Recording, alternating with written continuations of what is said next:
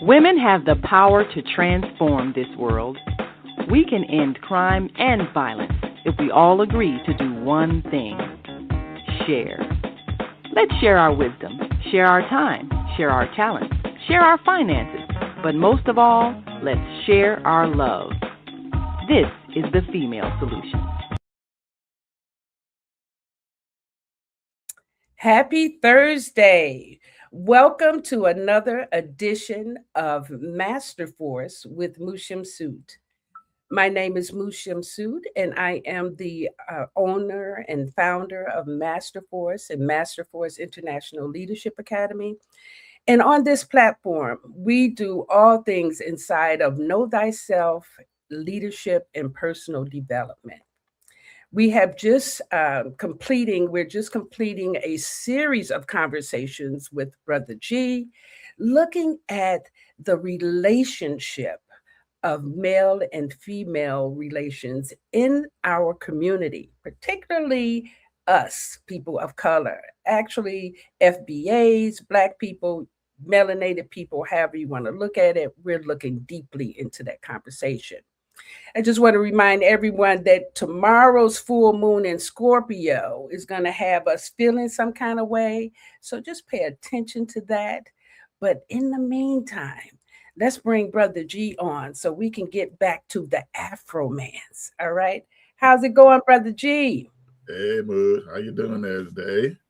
I am wonderful. Thank you so much for continuing this deep. I mean, I've never went this deep into an overstanding of something. So the fact that you've taken your time to research and study and share this with us, I think is just absolutely amazing.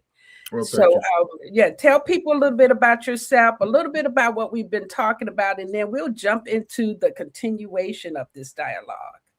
Excellent. Oh, the book is called Afromance. This is a book that is on a different level than most people have ever seen, because what it does is it traces the actual beginnings of human evolution going up through the classic civilizations. And I focus a lot on ancient Kemet because ancient Kemet actually fossilized a lot of the things that were evolved through us, and they fossilized that, and they made that actually into very, very foundational things about ancient Kemet. I'll get into that a little bit, and then I come into us African American people, and the clues and the all the information really points to the fact that what African American people have been through here, it put us into a situation where we had to manifest the type of things that those ancient evolutionary people manifested to actually be human. We actually reasserted those things in order for us to survive. This is the key to how we survive. The reason why African American people survive, I'm not talking about any other culture, but us here in the United States, is because we had to draw upon those ancient evolutionary things that transformed us from monkey primate type of people into full-fledged human beings. Yeah, and this is where you hear certain cultures talk about us participating in ancestral worship. It's our DNA. Our ancestors are in our DNA. It doesn't have to be worship. It's part of who we are, who we be. And our acknowledgement of that is a reminder of what we're here for. And unfortunately, many of us have started worshiping other cultures and their right their DNA and the people that they are. Okay, so I think it's important that we actually embrace our history and where we've come from. So thank you. Well, that's a very good point.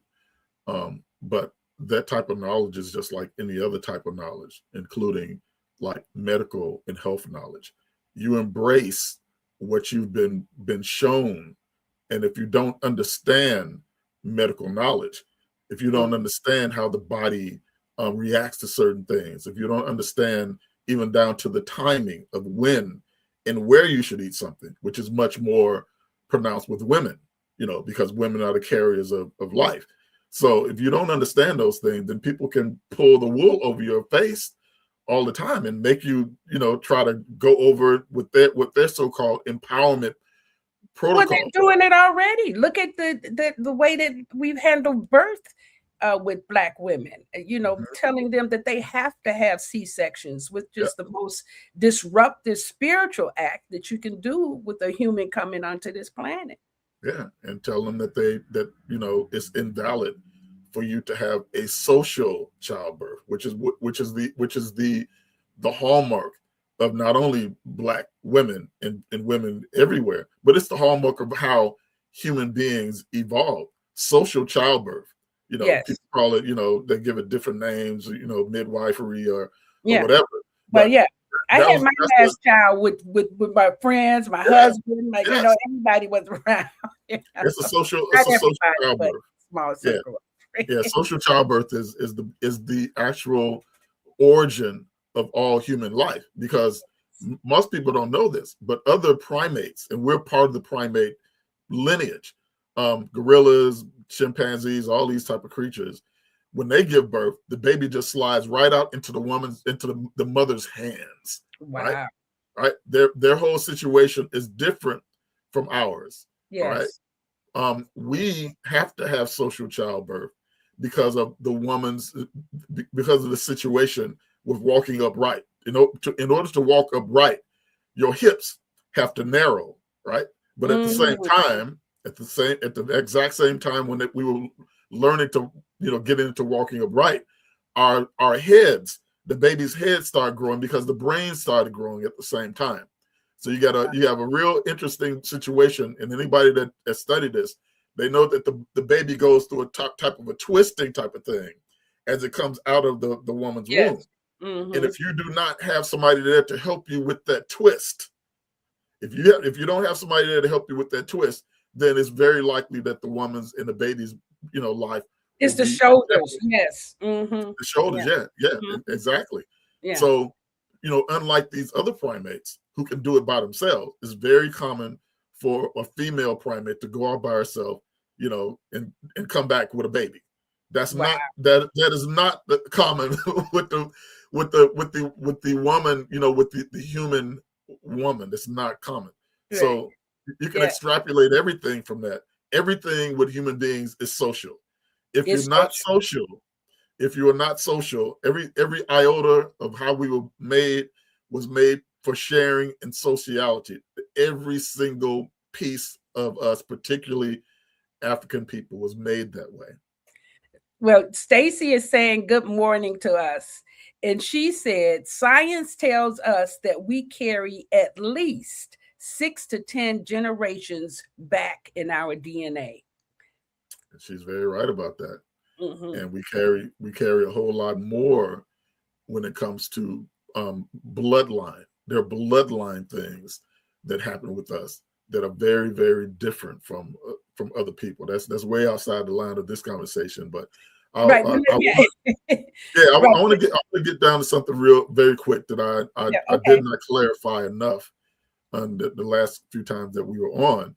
We're talking about the chemical signals. We're talking about hexadecanol, which comes from babies. It is a chemical signal that comes off the head of the babies and the baby poop, and it's designed to make whatever male are around, make them calm, and it hypes up the females to protect the babies. That's what it's designed to do. And it's designed to stop us from the infanticide baseline that we came from. So that's one thing that comes from the children, right? From a child.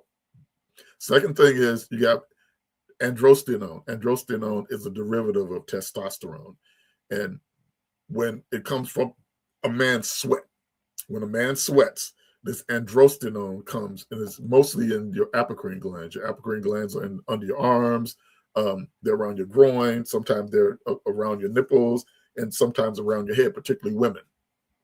And when women smell a man's androstenone, it has been scientifically proven to make women generous and to make women calm. It has a few other smaller type of things too, but it does that for the most part. And there's a third, chemical signal, and this is called EST, or estrotestosterone.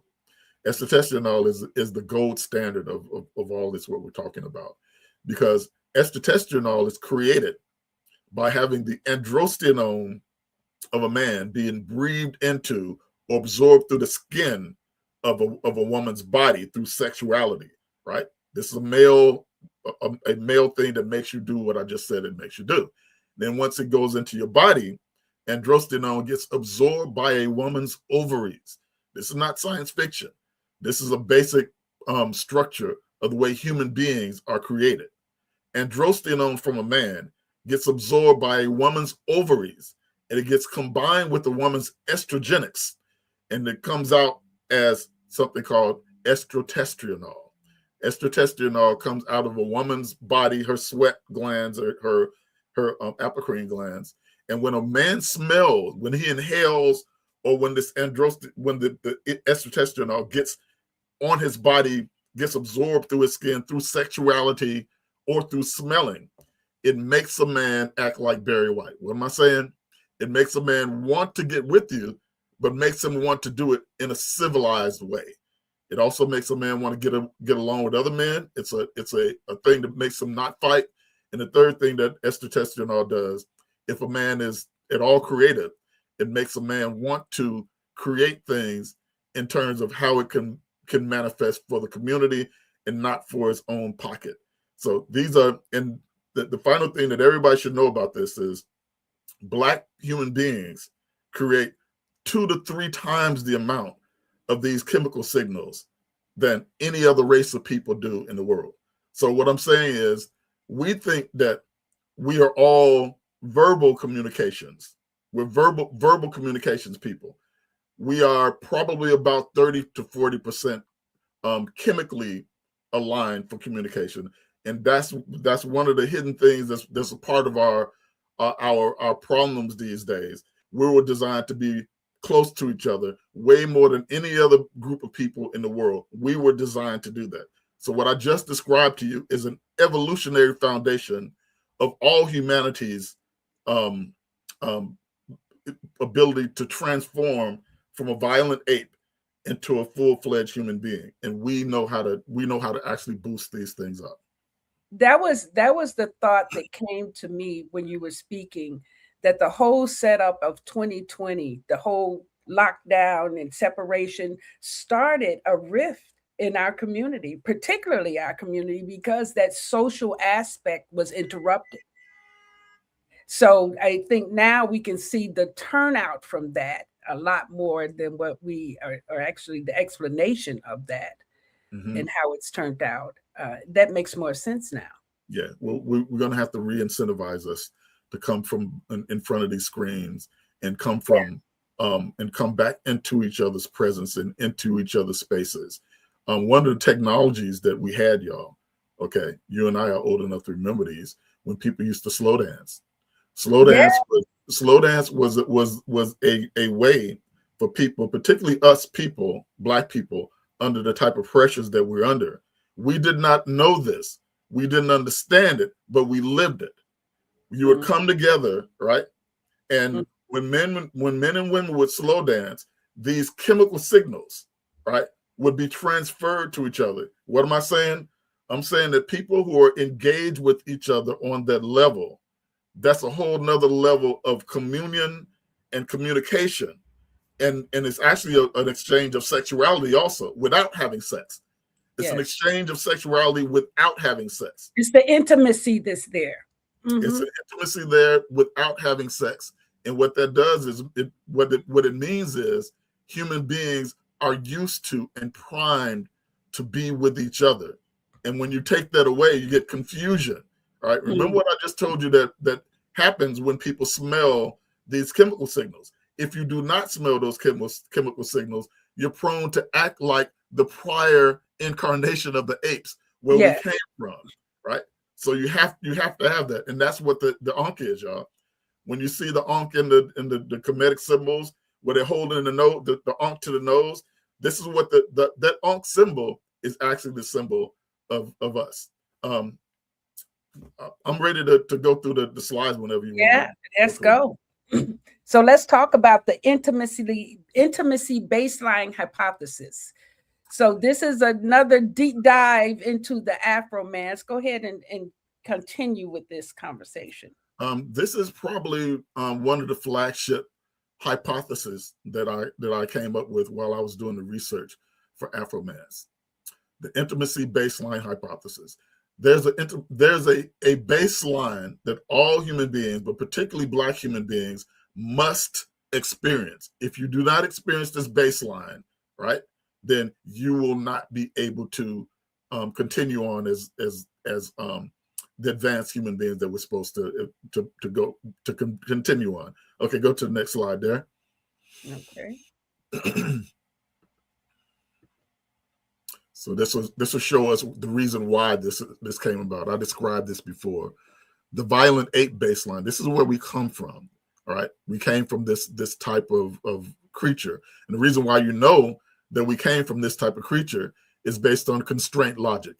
Constraint logic means that, you know, I can ask you where you were born. I don't have to ask you if you were born, because we know that you were born. Right? That's an example of constraint logic.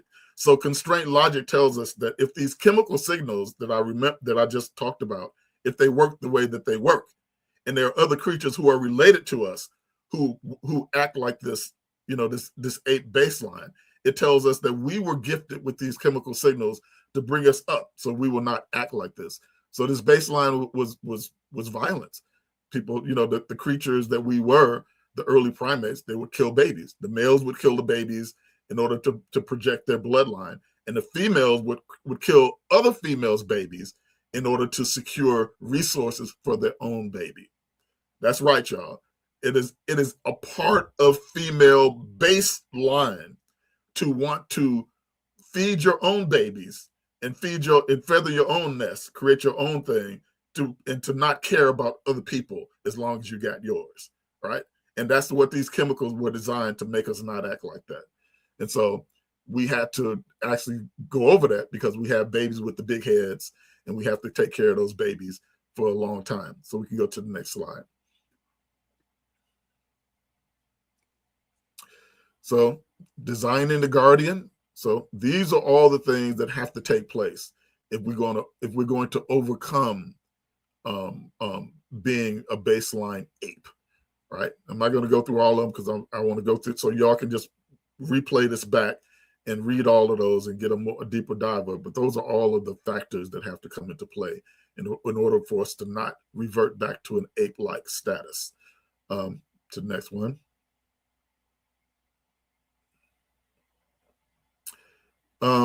Remember when I said that the babies were born among the lower apes? They're born just, the females cannot hand off those babies because of what I told you, because of infanticide.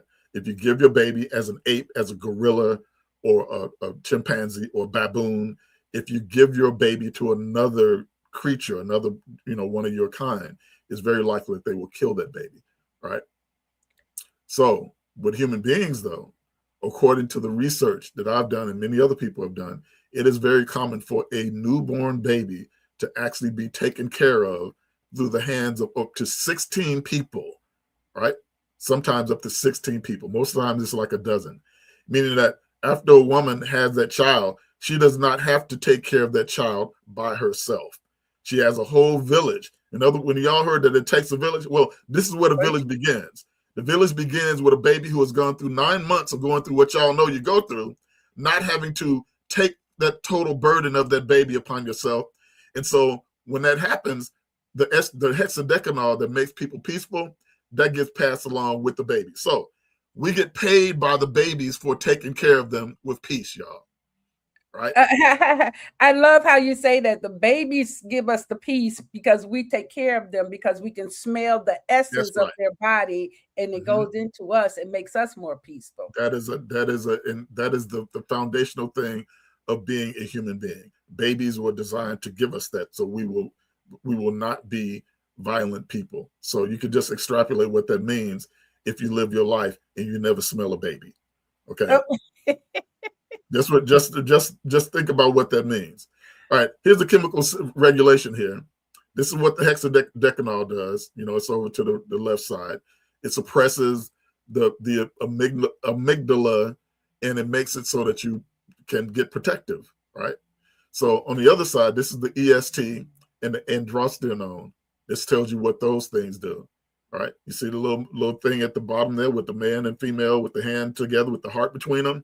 Mm-hmm. Y'all, love does not begin with a ideal that you've met your ideal person and you've met your soulmate. That's not how human love is designed. Human love is designed when men and women get together, regardless of status, regardless of any other of these social things that we're used to. Human love is based on the exchange of estradiol and A&D. And if you get all these other things that you think you're supposed to have, a Ferrari, a BBL with your women, all that kind of stuff, that's not love, right? In fact, that can block the estradiol and the A&D, because if you're chasing those things, then you have all this tension in your body because you're chasing those things, right? And poisoning yourself with that. Yep. If you do that, it can actually block the estradiol and the A&D, and what you're doing is making yourself more like a monkey, not less like a monkey when you do that. So let's go to the next slide. So you're saying the culture of materialism is what squashes love totally then? It destroys your ability to be a connected human being. Yeah, your authenticity is gone. Yeah. Right. And it destroys those very chemical signals that God, nature, whatever gave us to make us not act like apes. Yes. Okay. Yes. So then you got the environmental microbial buffer. And this is a big one, y'all. This is one of the foundations of why it is that we are human beings. The human vagina was designed, right? Because over evolutionary time, millions of years, and about 300,000 years since we've been, what you call modern human beings. I'm answering a question that people have had in the back of their mind, but most people have been afraid to address it. If we are inundated with all of these STDs or STIs or in all these things, well, why did these things not wipe us out, and coming up during the evolutionary times? It didn't wipe us out because of what I have right there. It's the vaginal moat. The vaginal moat, the human vagina has certain acidicness to it that's designed to take regular bacteria that you would come in contact with and destroy that bacteria and keep it from transforming into a monster. And what am I saying? I'm saying that it is common for the type of diseases that we know of now as STIs to exist, right? But it is not common for them to have the type of power, the overwhelming force that they have now. That's not common. That's not normal. That's not something that was created by God. Those things come from the earth. They come from the soil. They're part of the whole universal thing. And God or nature, whatever you want to call it, in its esteemed wisdom, said, okay, the major thing that's going to happen is these type of bacteria and things like that can be transferred during sex, because we're talking about millions of years where you didn't have the hygiene that we have now. You didn't have the type of discernment that we have now. So the woman's vagina, hear this clearly, according to real science, a woman's vagina is the place that's designed to clean everything. It cleans the penises of men. It's self-cleaning it in and of itself for the woman. And it's designed to create a clean environment for a baby to be born in.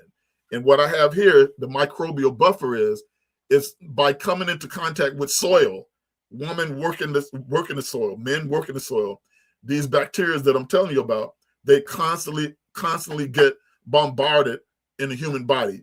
And the vagina deals with those things constantly and makes it so that you can have a regular, normal sex life without those things coming upon you and turn into monsters. The reason why those things turn into monsters, right, is because when you get those diseases and then you use your genitalia in ways that the vaginal moat cannot buffer. If your vaginal moat cannot buffer, if you get these low-level bacteria, all right, and then you stick your genitalia somewhere where the vaginal moat cannot do its job, that means that the disease, which now it was just a bother, now it can transform into a monster, okay, and now come back and get you, and now you got to take antibiotics, you got to do all these things. And this, I just told you the reason why that STDs and STIs, whatever you want to call them, did not wipe out the human race, and that's because the human vagina under normal circumstances was designed to actually handle it. It's a beautiful, wonderful thing about women, that it is a guardian type of thing, and no other primate is like this, y'all. You have to understand what I'm saying. If you look at my work, no other primates are like this. The only primates that have this are us. We're the only primates that have this. And we go to the next slide, and this will tell you why. And you know, to add to that, one of my favorite authors, Louise Hay, she wrote a book called The Power Within You. And when she wrote it years ago, she spoke about how you can literally, if it's not time for you to have a child, or you got pregnant out of incest or rape or something like that, you can tell your womb to release the child. And then, you know, they don't want us to know that. And that's why abortion became such a huge conversation, because they're doing different things with the fetuses, including putting them in the makeup and food and all of that. But the body, the vagina is designed to release itself, release all disease and unwanted pregnancies as well. So that's, you know, that's something that we need to bring back into the fold of understanding about our bodies. Go to the next slide, and I'm going to tell you the science behind that. Yeah. Right. So this is the unified intimacy baseline, y'all. Okay. At the top, you got the loop of the Ankh. This is where the vaginal moat comes from, and where the microbiome manufacturing, that's the plant that keeps you safe. That's designed to keep human beings safe. Right. I want to express this very clearly once again, so nobody will, you know, have any type of confusion about this. Without the female vagina keeping people safe, you would not have human beings. We would not be here. We'd be wiped out. It has the female vagina is designed to do two things that cannot be duplicated in any other context. You have to, it keeps you safe from those diseases, and it also creates a facility for safe childbirth of a baby. So all of this stuff that they're talking about, you know, when they try to tell you that, and so what am I saying? That is the essence of being a woman, right? That's the essence of being a woman, and it is not a philosophical thing. It's not a feeling based thing, all right? If you're not engaged in this type of thing right here that I'm talking about, if that's not going on in your body, then you're not a woman. I don't care what people say. That's what women were designed for. There's the crossbar right there that represents the men and women, you know, exchanging those, the EST and AND. And then at the bottom right there, that represents the stem. That's the baby giving off those chemical signals that pacifies everything. If we go to the next slide. Here's what happened, y'all. During the Neolithic era, when people started farming and doing all kinds of other things too, all right, what happened was you now have a system where the female's body is not able to do its job, and the chemical signals were degraded. So what happened? Touch got privatized, right? Intimacy became gated behind a strict, exclusive, idealized pairing. That means that people have the idea that the highest level of men and women has to be gated behind what we call regular marriage or monogamy and all that kind of stuff. That's not the case. The second thing is the sensory dropout, where we eradicated the communal and the horizontal bridge of the EST and the AND, right? That means that people are not coming together the way that they used to. And then you got the microbial disconnection, and that's we're not close to the earth anymore. And remember what I said, being close to the earth is what sets off the vagina to have the strength to do what it needs to do. Let's go to the next slide. Okay. Well, before we go to the next slide, what I'd like to do is for us to take a short commercial break. This is some really heavy duty stuff. Let's breathe through it a minute. We'll come right back. All right. What's up, guys? It's Osada, the host of the Gathering of the Griots podcast, part of the Female Solution. Want you to join us every Tuesday morning from 7 a.m. to 8 a.m. And guess what we do? We interview authors of the Soulful Chicago Book Fair.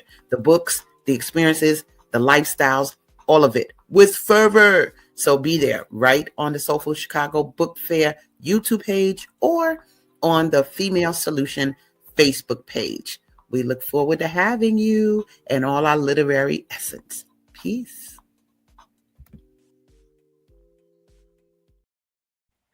Wonderful. Thank you. I love me some Asada. Me too. Yeah. I'm telling you, she does a wonderful job with the Soulful Book Fair. Now, when we're having this level of conversation, have you taught this at a university or a college setting? Because this is revolutionary right now. What I'm going to do is I'm going to teach other people to teach it. Yes. I have other things that I need to be doing. In fact, this is my last go round with this type of thing. I'm not going to make any more books like this. There's other things that I have to get to.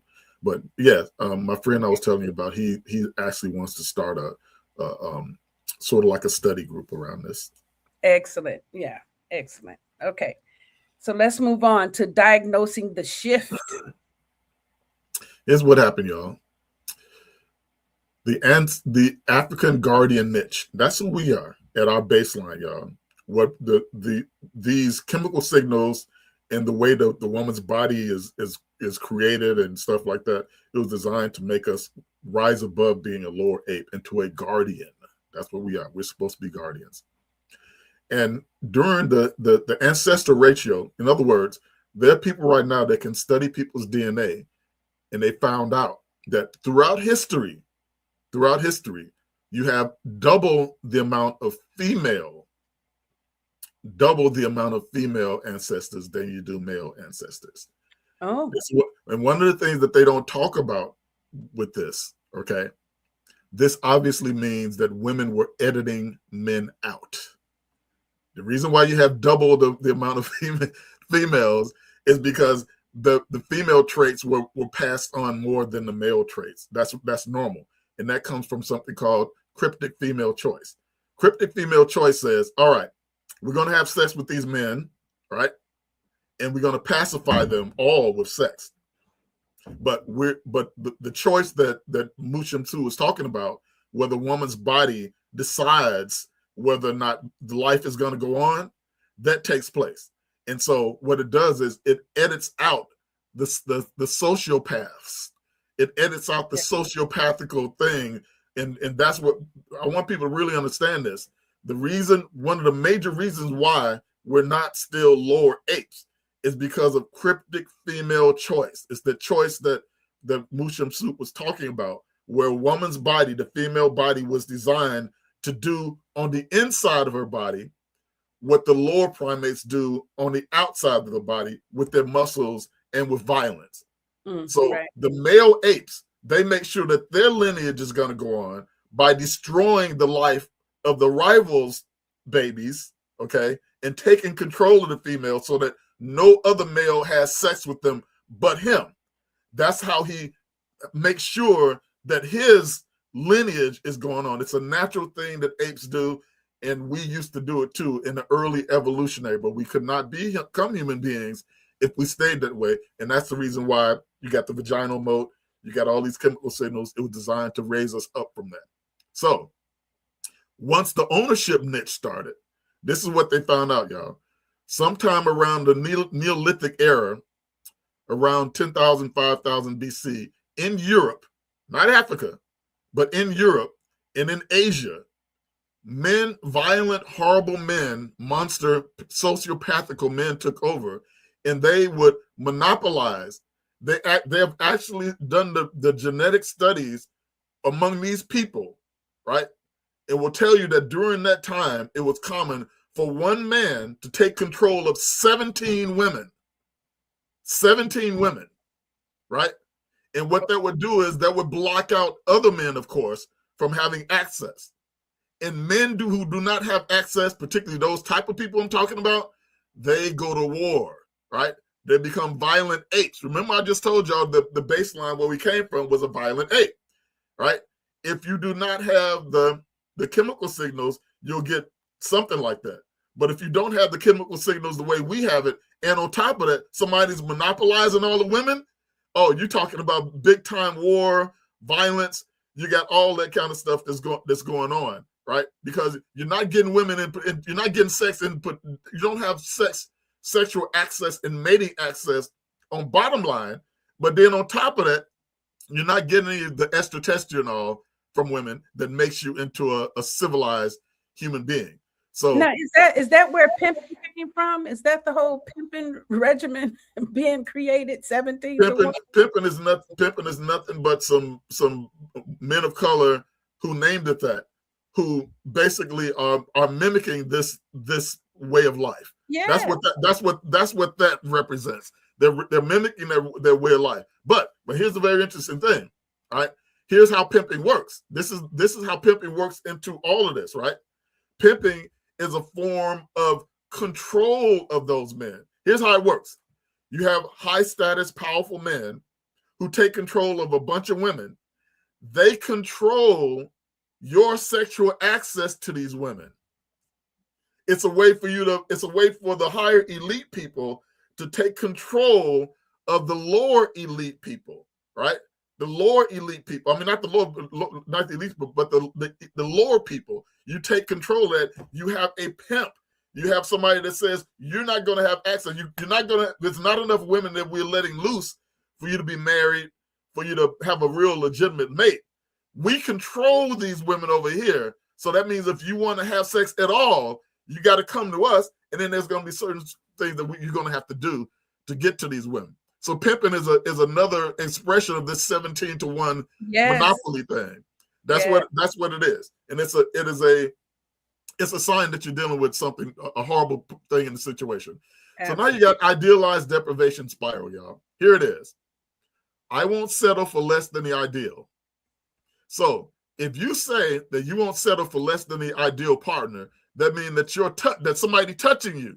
Remember, I just said that unless you have the basic touch as a baby, and then that basic touch has to go on as a grown person or a growing person. Thus, the slow dance tradition in the Black culture, right? You have to have that touch regardless. You have to have that touch and that sex, regardless whether or not you've got the ideal person or not. Blow that up a little bit more. So, yeah. What happens is the individual now rejects the baseline. That means that all right, I can't find this ideal person. I'm not going to have anybody touch me or be intimate with anybody. Okay, if I can't have that. And so now the pro-social bath that began when you were a baby, when all those hands were touching you, right? That has to go on socially, where you're being touched by other people. The slow dance thing is really the greatest American expression of this. And then you got sensory dropout, right? So now you spent so much time on the ideal, you're fantasizing about your ideal person. You will not let anybody else touch you or be intimate with you because you're saying I refuse to settle. So that causes a sensory dropout, right? Once that sensory dropout happens, brothers and sisters, if you have been used to being touched as a baby, right? Let's say your parents touched you and held you and stuff like that as a child, and now you're in your teenage and your adult years, and now your touch and to a great extent your sexuality is gated behind idealism. And so we don't understand that is a gateway to depression and other very, very bad things that happen to human beings. In other words, what I'm saying is, if that doesn't happen, then you get to regression, right? You literally, people actually, this is scientific information. This is not my speculation about this. If you live a long time without being touched, and if you're grown, if you live a long time without having sex, you will regress to the violent ape prior system, right? In other words, the idealization that we have now about, you know, you got to find your soulmate and all that kind of stuff, that's new, and that's only been created to idealize monogamy, right? That is designed to make you not want to seek out anything except for behind the monogamy gate, which men created for you as women, but it wasn't created for them. Remember that 17-1 thing I showed you there? That is how men in the Western world function. They will tell you as a woman that all of your goodies or whatever has to be gated to me, you know, as the idealized partner, but I'm going to have sex with as many women as I want to because I'm in power, right? So then so now you have a situation where you have men and women both kind of like putting that on each other. And so now you have people, it is a birth plummet. It is a sex drought all over the Western world. Why? Because people are gated, right? They're using these sex toys, they're using porn, and they're using idealization, and they're sitting around saying, okay, I'm going to do this until I find this idealized person, right? So you use these artificial things to take the place of what you know your body needs. You know your body needs it, that's why you're doing it. But you're stopping yourself from having a normal human expression that we were designed to do. And so if you do that for a certain amount of time, actually what you're doing is you're leaking the very life force out of you that's designed to make us human and designed to make us want to live. Now, and I think that we would have to have a separate, deeper conversation, because some of us chose celibacy at a different level, and not because of the mating wasn't there or anything like that, but some of us have a different path. How do you relate to that inside of this theory? As long as it doesn't get to starvation. Starvation? As long as it doesn't get whatever you decide to do, no matter what it is, you can go on a fast. You can go on what they call a walkabout, where you're going by yourself, you're just out in the wilderness. You can do all this stuff. But when you get to the point where you're starting to starve yourself of these elements that I'm telling you about, if you're getting to the point where you're starting to starve yourself of these things, right? The human body, let's make this very explicit. At a certain point, to be complete, you have to inhale androstenone. You have to. If you do not inhale androstenone, the thing that androstenone was designed to make happen to a woman, the opposite of that will start happening to you. The opposite of that. If you are a man, you're designed to inhale estrotestanol. If you do not, under normal circumstances, inhale estrotestanol, right, then you will be starved of those chemical signals, right? So there's only a certain amount of time that you can do this, where you will start to have starvation things that will happen to you. And because of the way the Western world is structured, it makes you think that what you're going through is not starvation, when that's really what it is. That's really what it is. It is starvation. You have to have these things going on to a certain extent. And I think it shuts down our ability to receive. It's like we're no longer receptive inside of that conversation of intimacy. And if we're not open to receiving, then imagine if any blessings are trying to flow to us, we're blocking those as well. Let me make this clear, y'all, so nobody will misunderstand me. I fast myself, and I have been celibate at certain times myself. It's a great thing to do to clear out certain things in your system. you can't have a lifestyle like that. Mm-hmm. You can't develop a lifestyle like that, because if you develop a lifestyle like that, then you have a whole bunch of people who are walking around without the estrotestosterone, without the androstenone working, and also without the hexadecanol working. If those things are not going on, then you don't have babies, right? If you don't have babies, experiencing in society right now, right? And if you don't have babies, nobody's smelling the hexadecanol, and then everybody's assholes. Mm-hmm. Everybody is now, jumping down each other's throats, because the things that make you not act like a primate, not act like an ape, an infanticidal, violent ape, these things are not in motion anymore. And now you're talking about a downward spiral, which is what we're going through right now. Yeah. This will give you a clue as to why it is. This is a hard scientific explanation for what I'm talking about. A couple years ago, 2016, they talked about it, but they talked about it much more since. A man, we're not talking about the female aspect of things here now, but a man must have a 21 ejaculations every month.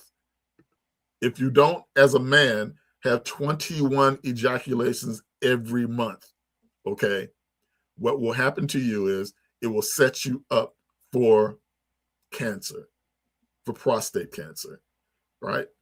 The fluid can back up in your body, and when that fluid backs up in your body, it can start to decay. Understand what I'm talking about? The fluid can back up in your body as a man, and it can decay, and it greatly enhances your whole thing of whether or not you're going to be susceptible to prostate cancer. There are other things also. So this tells you that from a male perspective, from a male perspective, it tells you need to be having sex. You need to be having sex. That's what this is telling. So why so many men are so desperate around that conversation is because that is the reason. That is the reason why it is. Remember what we just gone through, y'all. If male creatures do not get sex, then we get violent. Everybody in the world who has ever done imperialism and went around the world conquering and taking other people's lands, which they use men to do this, they always unofficially set up brothels. Always. It has never been in any other case in anywhere around the world. You send a bunch of men to go and conquer territory, then somebody will set up a brothel, which the powers that be will unofficially back. Why? Because they know if you send a bunch of men that you train them to be violent, which ups their testosterone. If they don't have any sexual outlet, they will rape each other and kill each other in droves. So you have to do that. We're not talking about the ideal of what people want to be in the world and what we want to establish as a regular baseline for humanity. We're talking about the way human beings, monks and nuns. Yeah, what about monks and nuns? They're cooked. If you do a study of people, of anybody that lives like that, they have huge amounts of the lower ape things coming through their situation.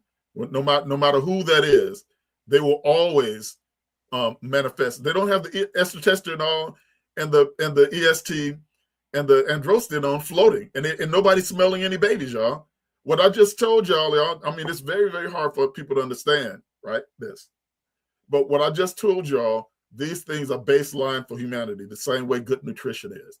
You can live without good nutrition. You'll be sick and you'll have all kinds of things wrong with you, but you will seem to be alive and functioning, right? If you don't have good nutrition, you'll seem to be alive. You'll seem to be, if you know how to mask it good, you'll be able to see it seems like you're doing okay, which you are not doing okay. And you will manifest very bad things. Yes, rape of males happens in prison. All of that has to do with that. So let's go to what happens here. This is what happens when all this stuff starts to break down. All right. No fertility. All right. Sub replacement, the solo trap. Okay. You're privatizing the dozen hands into the isolated nuclear nuclear family hands now, right? Where now you're promoting, two people should be everything to everybody, and they should be also everything to their children too. That's impossible. That's never been a possibility of human beings to act like that. And so it turns into fragile situation and a fragile ecosystem too. We're messing up our soil. It's not common for the common human being in the Western world to walk on soil that's good for their microbiome. That's not, it's poisonous now. So intimacy is a public health infrastructure, y'all. This is what it all comes down to. Intimacy is a public health infrastructure. You got to breathe in that estrotestanol and the A&D. You got to have touch, and you got to have the peace that comes from that. Human stability is depending on these things. So people are now like going online, having these discussions. Oh, men are like this, women are like this, we're like this, we're like that. Well, guess what? If we're not around each other the way that we used to do, particularly African people of African descent and African American people, we have to be around each other. If y'all watch Soul Train, if you are people who are too young to have experienced it, go look at Soul Train and you see those men and women slow dancing. You see them dancing with each other. If you know anything about traditional, African American, what I call soul culture, which is stepping and all of that, exactly. Yeah, all that. It's designed for people to breathe in those things and to have that touch. You have to have the touch, whether you have sex or not. Eventually, you got to have sex now. But on a baseline, you better have that touch, okay? And you better be breathing those chemical signals, particularly when you're young, when your whole body and your nervous system is getting set up. You have to have that. So we're very queasy about this, y'all, right? This is going to be controversial. Nobody's going to like it. You have to let your teenagers come together, right? You have to let them socialize. And eventually, when they get into the later parts of their teens, you have to let them have sex. If you do not let them have sex, right, what is going to happen is they're not going to set themselves up. Because traditionally, y'all, people, according to where we come from, and in Africa right now, most of the time today, when you start your menstrual cycles, that's when you go through your rites of passage. And within about a year or two of that, you are either married or you are having sex. And that's the way it's supposed to be. That's the way these chemical signals were designed. They were not designed to operate by our current point of view about how we think, the social order should go. Because the social order is being broken down now because we think that these things are working and they're not.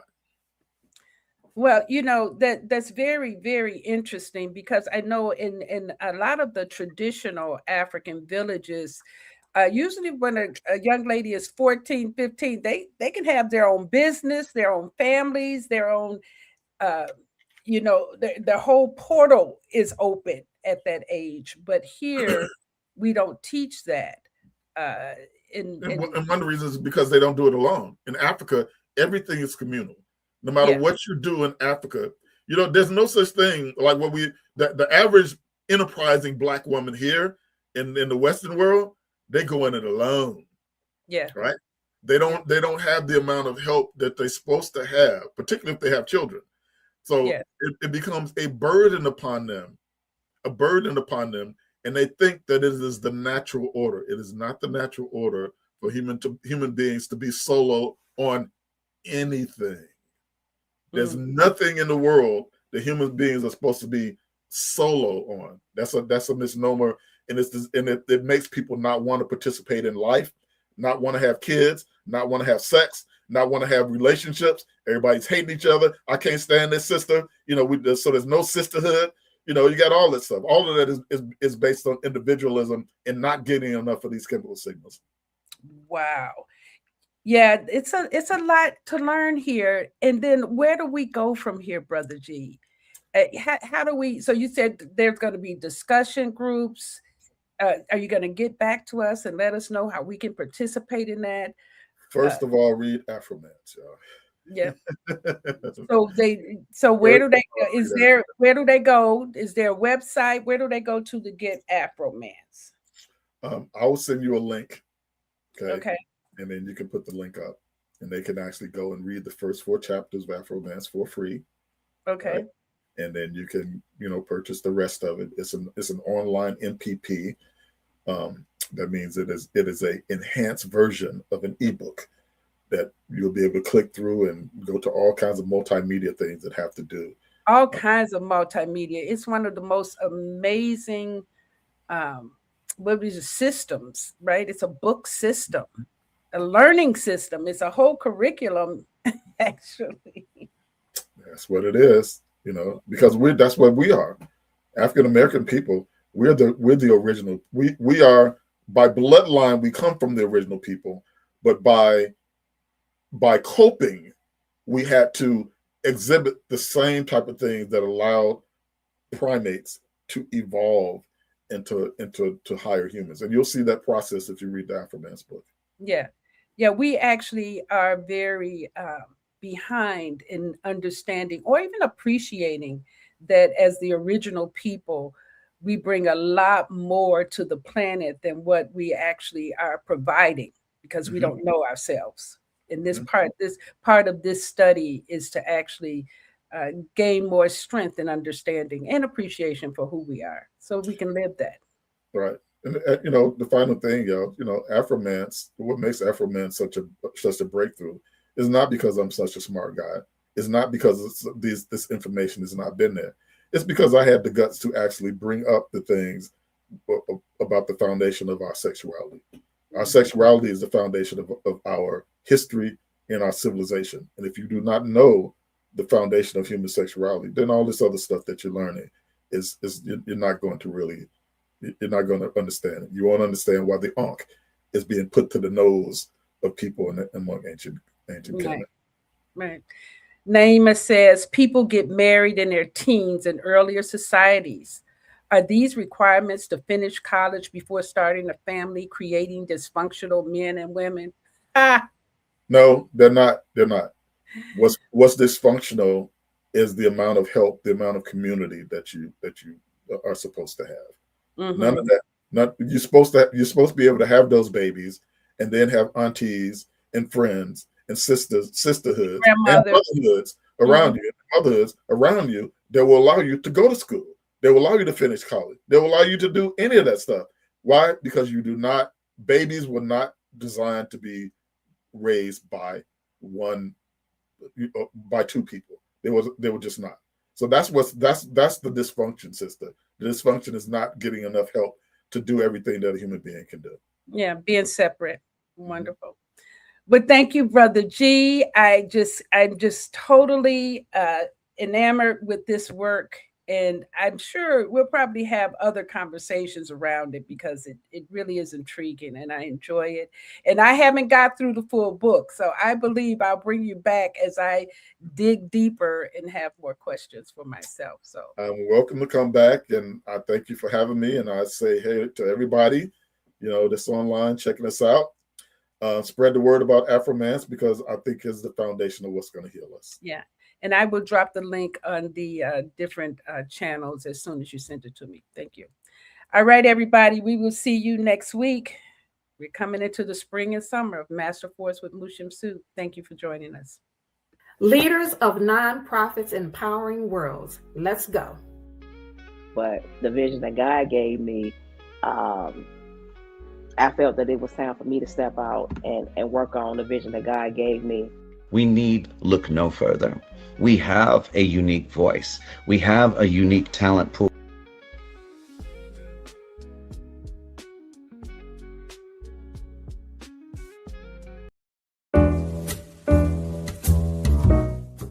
We've come to the end of our show today.